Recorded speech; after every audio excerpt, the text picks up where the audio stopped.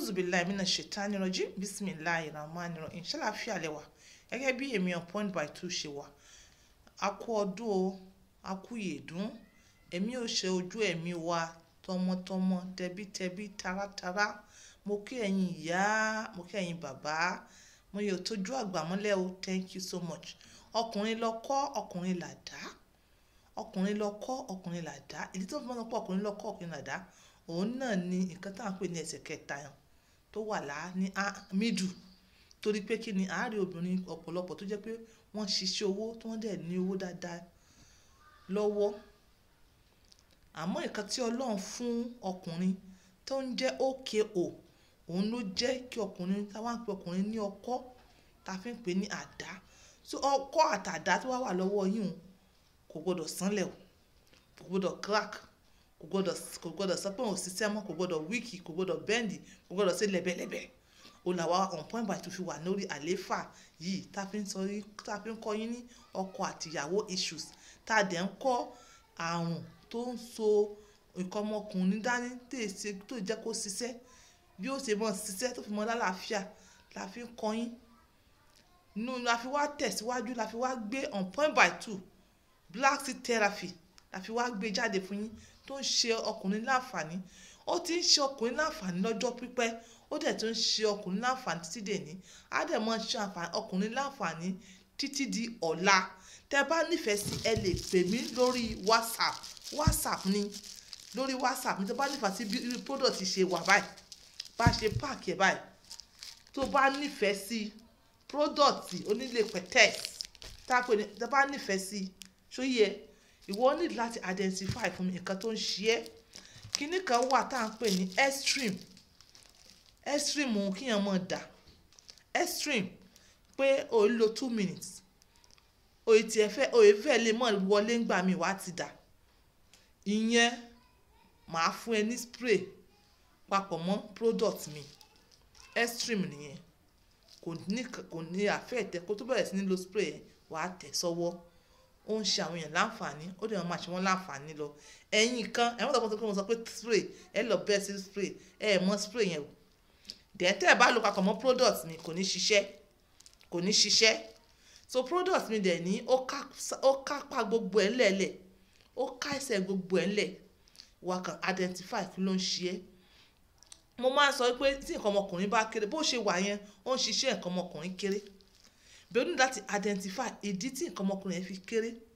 Mo dẹ̀ máa ń sọ fún ẹ tí bá yẹ pé nǹkan ọmọkùnrin yẹn kéré torí hereditary, mo máa ń sọ kíní kan, there is room for improvement. There is room for improvement yẹn pé tó o bá lò wàá kan sára sí product on Point by 2 black seed therapy. Wàá sọ wípé eléyìí wà ń bẹ̀lẹ̀ ní kò sí nǹkan. Wàá sọ bẹ́ẹ̀.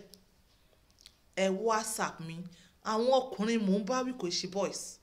Nítorí àwọn ọkùnrin ló mọ̀ pé àwọn ọjà wọ̀nyí owó lẹ́ fi rà. Àwọn ọkùnrin ni wọ́n mọ̀ pé àwa gan-an àsìntà raw material ńlẹ̀lẹ̀. Owó ńláńlá la fi ra raw material. Àwọn raw material mi tara gan is not from Nigeria. Láfikún àwọn DHL gan sọ wípé 1st January owó wọn ti lọ sókè.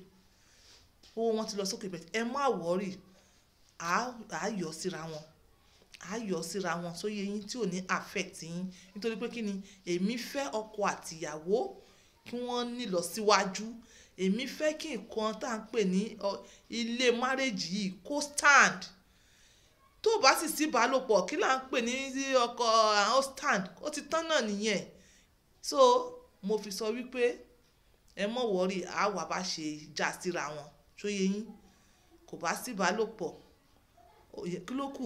Ó kù pé bóyá achievement àtẹ̀yìnwá sóyè yín. Ọkọ àtìyàwó wọ́n ti wà lọ́jọ́ tó ti pẹ́, wọ́n ti ń bára wọn sùn lọ́jọ́ tó ti pẹ́, wọ́n ti bímọ, àwọn ọmọ ti pọ̀ ńlẹ̀, achievement ti wà ńlẹ̀. Nǹkan tí àwọn àgbàlagbà yẹn tí wọ́n máa ń dúró lórí nìyẹn. Tí sickness bá wà ńlẹ̀, tí doctor bá sọ pé sickness wà ńlẹ̀ ò lè bóbìnrin sùn, mọ́ fúnra ẹni sickness o. Ìbálòpọ̀ ọkọ àtìyàwó ò lè fa sickness o. In fact mo ti sọ ibẹ̀ ni ìwòsàn wà. Ibẹ̀ ni jẹ́ kí ni ibẹ̀ ni ìwòsàn wà. Ẹ bá wá contact mi, ẹ contact mi pẹ̀lú WhatsApp ni. Sóyè yín, ẹ contact mi lórí WhatsApp. so mama I will get to reply you. Obìnrin ọmọ bọ́n ti máa ń yẹ̀yẹ́ ọkùnrin, ìwọ ọkùnrin tó bá ní action obìnrin ó mọ òwú ẹ pé ẹ̀yin náà sì ń pera yín lọ́kùnrin. Ìwọ tí ìyàwó rẹ̀ bá ti lè sọ pé ẹ̀yin náà sì ń pera yín lọ́kùnrin, ó ti mọ̀ pé òye sì ń kankan. Àní fọ́ lẹ́nu pẹ̀lú product, fọ́ lẹ́nu ṣiṣẹ́ dáadáa, tó ṣiṣẹ́ bí 1 hour kò ní ẹni pẹ́pẹ́pẹ́pẹ́ rárá. No, but that is just by the way 1 hour ti pọ̀ jù 1 hour ti pọ̀ jù ṣó yẹ gbogbo ẹ̀ náà ìwọ̀ntúnwọ̀nsì ni. But kí ọkùnrin wà standard, kọkùnrin kó mọ̀ pé tó kíní mi mo jí ó jí pẹ̀lú mi, ó lè normal, ó wà normal, you understand. Akàn rẹ̀ ó balẹ̀ because ara ẹ̀ ó so papọ̀ mọ́ good health. So and láti improve testosterone product yẹn dáa fún herbal ni but ó dáa fún. That is to improve testosterone ẹ mọ̀ pé ó máa wá increase libido, ó máa jẹ́ kó ní ó máa tún wá jẹ́ kó ní agbára, ó máa wá nà sí, ó máa nà sí, ọkàn yẹn máa wà ń bẹ, inú ẹ̀ máa dùn ṣó yẹ agbára máa wà fún ẹ, ara yẹn máa já fáfá. Then a tún máa wá fi èyí tó tún máa help health issues yẹn a tún máa fi lé lórí ṣó yẹ. Tó bá jẹ́ pé o fẹ́ kó nà sí ni èyí táwọn gbogbo ẹ̀ náà ó wà ń bẹ, ó ní láti identify, ẹni láti sọ fún mi. Then nǹkan tó bá fẹ́ ló fi determine nǹkan tó máa san, ṣó yẹ. So ẹ ní láti ẹ jáde síta, ẹ sọ̀rọ̀ síta, ẹ jẹ́ ká mọ level bó ṣe ń lọ. Bó sì jẹ́ pé obìnrin náà ni no problem, ẹ ṣáà ti explain. Eléyìí mo mọ́ sábà sọ̀rọ̀ ọkọ àti ìyàwó bá ṣe ń bára wa sùn, bẹ́ẹ̀ wọ́n máa sọ nǹkan mi fún yín. Tó bá yẹ pé nǹkan mi náà máa bá wà ní ọkàn tó ń dààmú yín, ẹ sọ agbára Ọlọ́run ká ṣó yẹ yín. Tó bá tiẹ̀ kí ń ṣe line ti tèmi, àwọn èèyàn púpọ̀ wà tí wọ́n súnmọ́ wa tá a lè sọ fún tó jẹ́ pé àdèmá àjọjọ ṣiṣẹ́ yẹn ṣó yẹ yín bẹ́yẹn. Bẹ̀bí pé this is my topic ní orí YouTube wọ́n fi ń sọ this particular one, and òun náà dẹ̀ ló dilé ọkọ àti ìyàwó mú, isn't it?